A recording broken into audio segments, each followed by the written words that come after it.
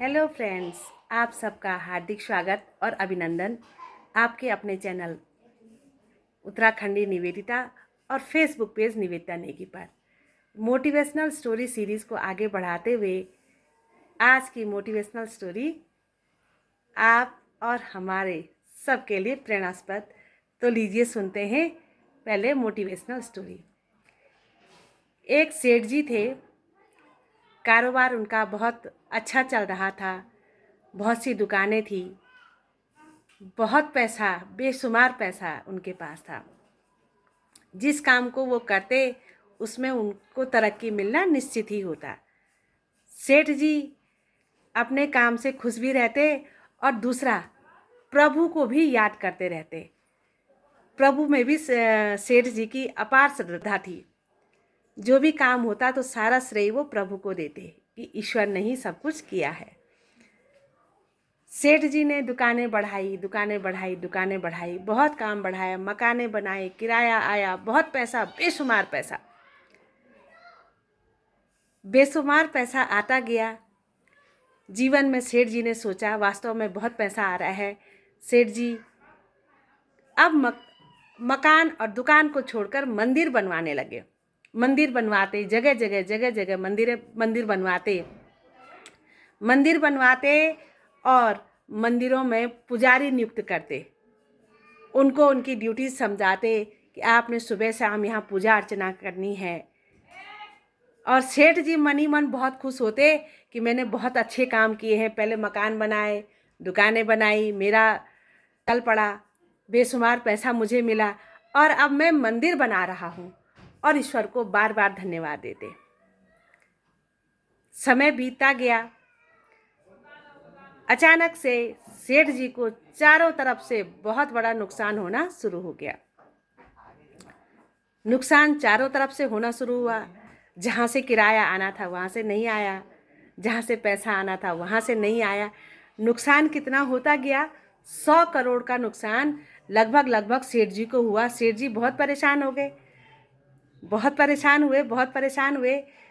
तो सेठ जी को एक उपाय सूझा। सेठ जी ने कहा, मैंने बहुत सारे मंदिर बनवाए हैं, मैं मंदिर बनवाता गया, लेकिन मैं कभी किसी मंदिर में गया नहीं हूँ। मैंने मंदिर बनवाए तो हैं, पुजारी भी नियुक्त करे हैं, लेकिन वहाँ पे क्या होता है, कैसा होता है, मुझे कुछ पता नहीं। सेठ जी ने रात भर चिंतन मनन किया। सोचा सुबह मैं तड़के उठूँगा और मंदिर जाऊँगा, जो पास में ही मेरे घर के पास में मंदिर है, मैंने बनवाया है उसे, मैं जाऊँगा और भगवान से कुछ मांगूंगा अपने लिए। तो सुबह सेठ जी ब्रह्म मुहूर्त में उठते हैं और मंदिर चले जाते हैं और अपने जाने से पहले देखते हैं कि एक भिखारी उनसे पहले भी मंदिर में आकर के और लाइन पे खड़ा हो रखा है कि कब मंदिर के कपाट खुले और मैं ईश्वर से मांगूं।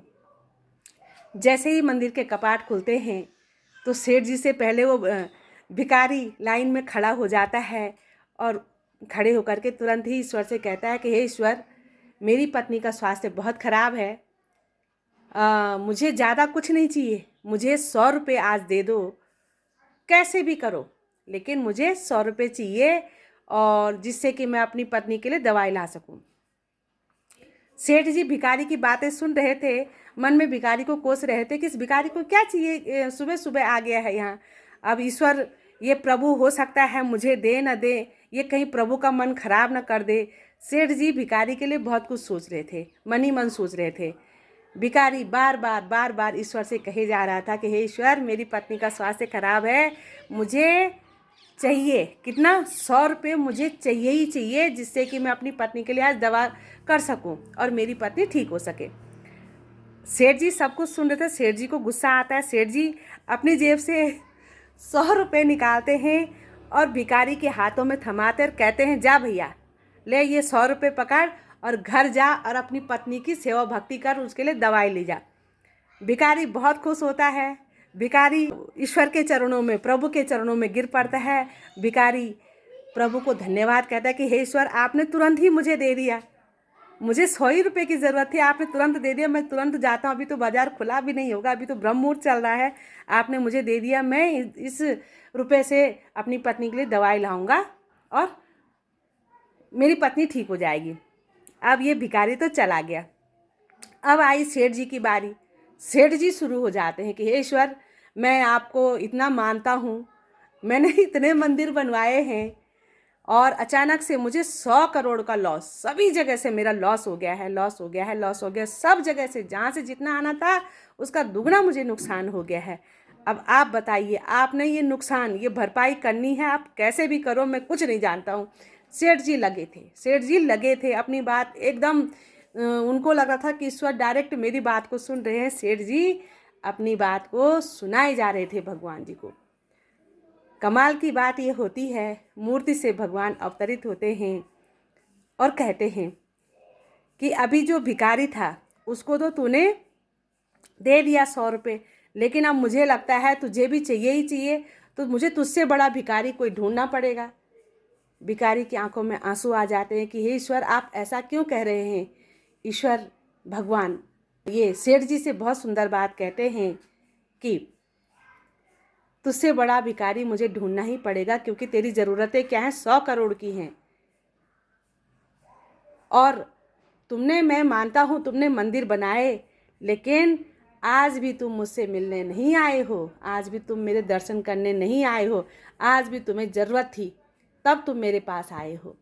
कभी अगर बिना ज़रूरत के आ गए होते तो तुम्हें इतनी कठिनाई जीवन में आती ही नहीं। अगर तुम बिना ज़रूरत के मुझसे मिल लिए होते, 2 पल आकर के मुझे देख लिए होते, तो तुम्हारे जीवन में इतनी कठिनाई आती ही नहीं। दोस्तों, कहानी आपके लिए, हमारे लिए, सभी के लिए कि ईश्वर से मांगने तो हम हमेशा ही चले जाते हैं, लेकिन क्या कभी 2 पल उनसे मिलने जाते हैं। और अगर केवल हम 2 पल उनसे मिलने के लिए जाएं तो हो सकता है कि हमारे जीवन में इतनी कठिनाइयाँ आए ही नहीं। दूसरा सबक इस कहानी से ये है कि बार बार कोई चीज़ मांगने से हमारा मान सम्मान कम होता है। यदि हमने ईश्वर से मांगना ही है तो हमें कठिनाइयों से, हम ये मांगे कि हे ईश्वर, हमें कठिनाइयों से जूझने की शक्ति दे, क्षमता दे, हमें धैर्य दे, हमें सहनशीलता दे। कहानी छोटी सी कहानी आपके लिए, हमारे लिए प्रेरणादायी। बार बार वही बात आज भी कहूँगी कि कीजिए अपने जीवन में कुछ ऐसा कि हर कोई करना चाहे आप जैसा। Thank you.